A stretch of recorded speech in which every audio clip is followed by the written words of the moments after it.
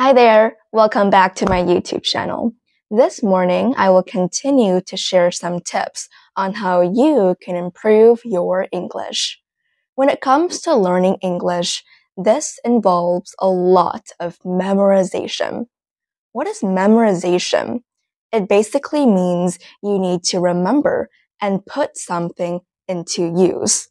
For instance, I learned the word encounter today.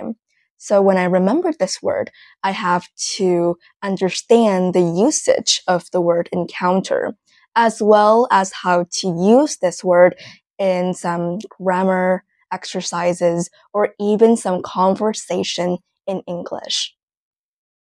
Moreover, you also have to remember some grammatical rules in order to improve your communication skills. For example, the present tense or the past tense are some of the most common grammar rules in English. So the question is that how you can actually put those grammar or vocabularies into your long-term memory. There are two types of memory. We have short-term memory and long-term memory. For short-term, it's only you remember something for a short period of time. As for long-term, you're able to use this efficiently, and this will basically last forever. There's a rising problem. Sometimes when English learners, they learn a new word or a new phrase, it doesn't last very long. So why does this happen? Why can't we put those vocabularies into our long-term memory? There are a couple of reasons. One of the most common reasons is because we haven't fully understood the usage and the meaning of a grammar rule or a vocabulary. So if you learn the word experience, you only know the definition, but you have no idea how to apply this into your English conversation, or maybe for the next week, you're probably going to forget about the word experience altogether. So in order for you to put this into real life English conversation, apply this into some conversation, and swap this from short-term memory to long-term memory, there are a couple of ways that you can try to improve the way that you learn English and the way that you remember vocabularies. And I'm going to share some tips that I have applied in the past that has actually worked. The first one, when it comes to learning vocabulary, in today's video, I'll specifically talk about how you can remember English vocabularies. The first tip is find an image that represents the new word or expression. I think when you encounter a new word, it's a lot easier if you look at an image, because if the image is visually attractive or if the image is unique, you can actually remember this word a lot faster. And that's the reason why young kids nowadays, they usually use flashcards. They utilize flashcards and they just look at their surroundings for inspirations. And that is the reason why young kids tend to remember things faster. Because if you're a baby, when you're a baby, you learn things through image and through repetition. And if you constantly see people mention this in their conversation, over time, you'll absorb that information and you will understand and know the usage of certain things. And the same goes to us. The same goes to learning vocabulary.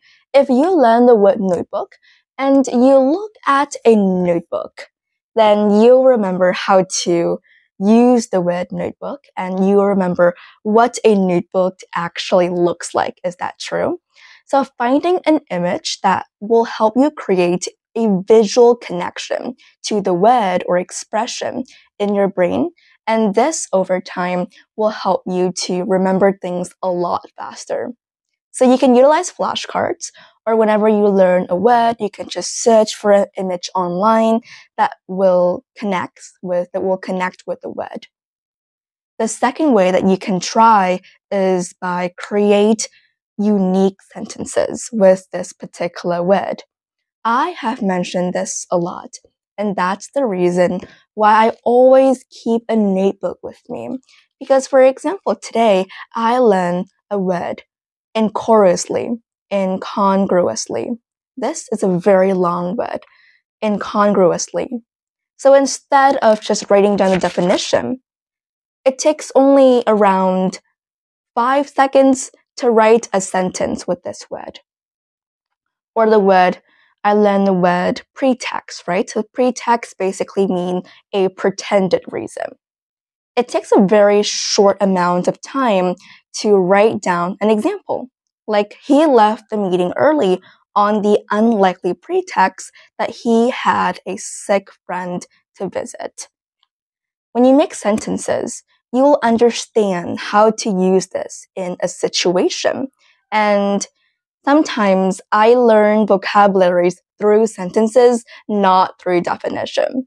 Because I feel like when you learn vocabulary through a sentence, you will understand how to use this easier rather than just the meaning. Because what's the point of learning a meaning when you don't understand how to utilize and how to use this in a real life conversation? Is that true? So for the word pretext, whenever I encountered this word, I always remember this sentence instead of the actual meaning. And this helps me to transfer this into my long-term memory a lot better. So make sure you create sentences that is unique to you and that can actually help organize your own thoughts through the sentence. The next step that I usually do is by write down the 5 W's. So what exactly are the 5 W's? This is a very common technique and a lot of English learners have used this before. The 5 W's means who, like the 5 W's include who, what, when, where, and why. So what are the utilization of this and why should we do this? For example, when I learn the word pretext, where do I learn this word? Is it through an English test, through a YouTube video? So I learned the word pretext through an English exam because I got it wrong when I did the exam, and so I had to write it in a notebook. So when you remember where you learned this word, you'll have a deeper connection with this word. And in turn, whenever you encounter this word anywhere in your life, you will remember that, oh, I learned this word, pretext, in an English exam that I got wrong. And now I totally remember this. Why? Why do I learn this word? Is it for my exam? Is it because I need to improve my vocabulary? Is it because I need to remember this for a test tomorrow? So by writing down where you learned this word and some things connected to this word, you will have a deeper connection and a deeper understanding of the word that you are learning. This actually works. You don't have to actually write it down. You just need to organize it in your own head. And most of the time, I learn words through exams and through my English test. So by writing down where I learned the word on top of the notebook, I will remember where, and if in case I forget it, I can easily write it back. So yeah, that's the next tip, by writing down the 5 W's. And another way that you can try is by thinking about a personal experience. Because when you think about a personal experience related to the word or expression that you are learning, this can help to create an even stronger mental trigger in your brain. So what this means is that the word or expression will stay in your memory longer because there are so many things that connect to it. Like the word pretext, right? Like my personal experience is that I got it wrong when I did a test. Or the word notebook. That is the vocabulary that I learned when I was in second grade. And I remember that because I do not know how to pronounce it correctly. So by linking it to a personal experience, it can help trigger your brain and it can help you to remember things a lot faster. So the majority of the time when I write words in my notebook, all of those words are words that I do not know or I got it wrong on a test. So by thinking about it and by actually striving to achieve better on the next exam, that's a personal experience. And by thinking about it, I will probably put this into my long-term memory. Because there's a lot of time that I learned a word and I forget it and I still got the wrong answer when I did a test. So by linking it to a personal experience related to the word that you're learning, this can help you to remember words a lot easier and will help put this into your long-term memory.